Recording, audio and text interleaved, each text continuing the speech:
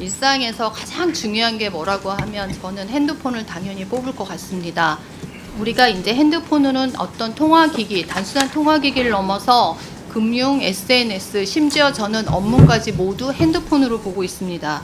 근데 이 핸드폰의 핵심인 유심히 개인정보가 유출됐던 사건에 대해서 국민들이 분통하는 이유는 실제로 사고의 경위나 범위 이런 것들에 대해서 통신사가 아닌 유튜브나 언론 보도를 통해서 알았습니다. 그것도 정확한 내용도 알지 못한 채 많은 그 언론 속에서 저희는 혼돈하고 있습니다. SK통신업은 국내 1위 통신업자입니다. 왜 이 사고를 사전에 인지하지 못했을까? 저희가 조사했을 때 충분히 인지할 수 있었습니다. 그러면 인지 못했어요. 근데 사고가 터졌어요. 그런데 왜 항상 뒤늦게 발송이 지연되고 소비자의 모든 유심 교체를 한 해 만에 이거부터 시작해서 그 과정에서 SK 소비자들이 분통을 터지게 만들었습니다. 그나마 지금 그것도 방송이나 이런 거에 가까이 있는 사람은 알지만 취약계층은 아직 이거조차 모르고 있을 거라고 저는 생각을 합니다. 정말 SK텔레콤이 우리나라의 대기업으로서 국민들이 인지하고 있는 그런 회사가 이 정도 수준밖에 안 된다는 정말 민낯을 보여준 거라고 생각합니다. 빨리 대응체계 재정비하시고 국민들의 신속하고 정확한 정보를 알 권리를 충분히 주셔야 하고 그 결과에 더 투명하게 공개하시고 대책 마련에 서둘러 주셔야 될 거라고 생각을 합니다. 그래서 이 과정에서 제가 궁금한 거 앞서 뭐 질문 많이 하셨는데 궁금한 거를 좀 위주로 더 추가 질문을 한번 해보겠습니다. SK텔레콤 해킹 사건 관련해서 시간대별 상황을 한번 봐주실래요? 보시면 18일 오후 6시에 처음에 인지를 했습니다. 지금까지 의원님들이 이 지적 많이 해주셨고 우리 정동영 의원님께서도 이 질문에 대해서 많이 하셨습니다. 근데 실제로 이것들이 문제가 돼서 기사에 신고한 시간은 20일 4시 46분 해서 약 45시간 정도의 시간이 흘렀습니다. 이 신고가 늦어진 이유는 무엇입니까? 예, 신고가 늦어진 점에 대해서 죄송하게 생각합니다. 지금 그 침해와 유출이 있습니다. 그래서 저희가 처음에 18일 오후 11시 20분에 확인한 것은 침해 사실입니다. 침해 사실은 24시간 내에 신고를 하게 돼 있습니다. 근데 거기에 보면 뭐 여러 가지 뭐 유출된 게 어떻고 저런 어떤 그 정보들을 요구를 합니다. 저희는 이제 그 정보를 파악하는 과정에서 이 부분에 대한 침해 신고에 대해서는 놓쳤고요. 유출을 확인한 것은 19일 23시 40분입니다. 그리고 이제 유출을 확인하고 나서 72시간 내에 신고를 하게 되어 있습니다.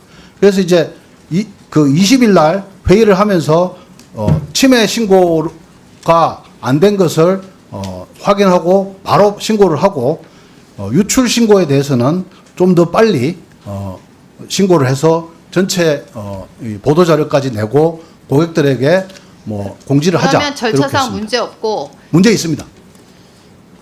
죄송합니다. 너무 답변이 정황하시고 우리는 잘못하고 하지 않고 있다 이런 아닙니다. 느낌입니다. 문제 분명히 저희가 잘못했습니다. 그리고 실제로 사고 원인에 대해서 어떻게 작성을 하셨냐면 당사의 시스템의 파일을 유치한 의심 정황이 파악한다고 말을 했습니다. 의심 정황이 아니지 않습니까? 이게 이제 기술적으로 굉장히 좀 어려운 이야기인데요. 저는 이거를 예. 사건을 축소했다고 볼 수 있습니다. 충분히 오해할 수 있는 소지 있습니다. 정확하게 쓰셨어야죠. 신고할 때. 왜 그런 식으로 일을 하십니까? 그리고 기사에서 같이 기술 지원해서 하겠다는데 왜 거부하셨습니까? 그 기술 지원 사항은 저희가 판단했을 때는 중소기업에 한한 걸로 일단 판단을 했습니다. 그래서 저희는 충분한 기술력이나 인력이 있기 때문에 그 부분은 체크하지 기사를 않습니다. 무시한 겁니까? 그건 절대 아닙니다. 그러면 지금 2,500만 명이 갖고 있는 그 통신사에서 중소기업 어딜 대상으로 얘기하시는 건지 이해할 수 없습니다. 그러면 같이 기사뿐만 아니라 민간 결국 협동해서 같이 지금 현재 조사단을 꾸리고 있습니다. 이런 것들에 대해서 본인들이 해결도 못하면서 이런 식으로 하는 거는 말이 안 된다고 저는 생각합니다. 그리고 실제로 해킹 관련 알림 언제 개인톡으로 다 보내셨습니까?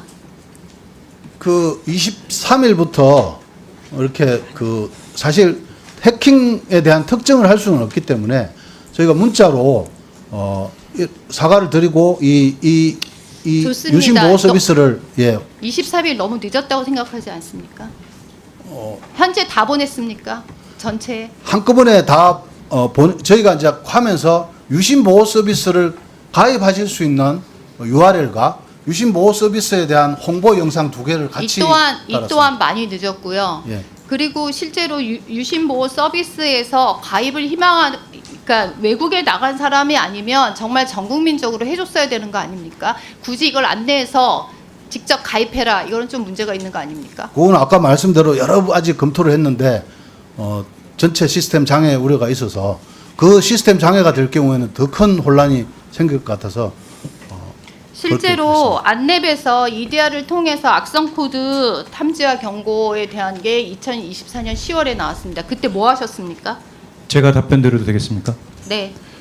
그 당시에 저희는 백신을 이미 하고 있었고 EDR은 안 했었습니다. 근데 중간에 작년에 그 MS 애저 사건 있지 않습니까? 그러다 깔다가 중지를 했고 그것 때문에 망에 대한 영향도를 좀 지켜보고 있었습니다. 그래서 잠깐 중지한 상태에서 지금은 계속 EDR 중심으로 깔고 있습니다. 지금 FDS 아시죠? 비정상 인증 시도 제한에 대해서 그걸 극대에서 적용해서 문제 없다 이렇게 얘기를 하고 있는데 맞습니까? 지금 SK 측은 그렇게 보십니까? 제가 그것도 기술자이기 때문에 말씀 좀 드리겠습니다. FDS로 저희는 충분히 막을 수 있다고 보는데 국민의 불안감이 있기 때문에 유심 보호 서비스를 말씀드리는 거고요. 그러면 현재 FDS상에는 특이사항은 없습니다. 없다고 얘기하셨는데 키사는 이 얘기합니다. 현재 실용성을 검증 중이며 민간 기업에 개발한 기능이 모든 비정상 인증 시도를 차단한다고 정부 입장에서 보장할 수 없다. 이런 답변이 왔습니다. 키사 원장님 한 말씀 하시죠. 예, 저희들이 그 부분에 대해서도 좀 더 명확하게 확인하고 있습니다. 예. 모든 것이 불안전합니다. 저도 헷갈리고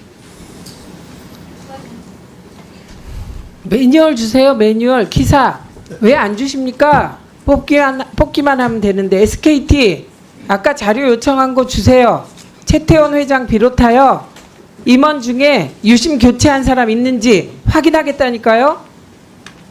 그래야 유심보호 서비스만으로 되는지 안 되는지 알아볼 거 아닙니까? 그래야 국민들이 답변을 신뢰하지 않겠습니까? 예 조치하겠습니다. 예, 다시 한번 말씀드립니다. 답변 똑바로 하세요.